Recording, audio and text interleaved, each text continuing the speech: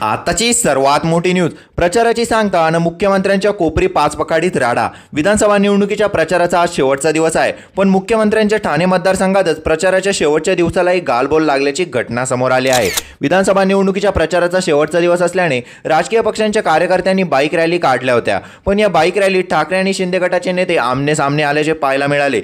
त्याचं झालं असं की मुख्यमंत्री एकनाथ शिंदे यांचे बालेकिल्ला समजल्या जाणाऱ्या कोपरी पाचपकाडीत ठाकरे गटाचे आणि शिंदे गटाचे कार्यकर्ते आमने सामने आले। प्रचाराचा आजचा शेवटचा दिवस असल्याने प्रचाराची सांगता करण्यासाठी ठाकरे गटाचे उमेदवार केदार दिघे यांचे काही कार्यकर्ते अष्टविनायक चौकात आले होते।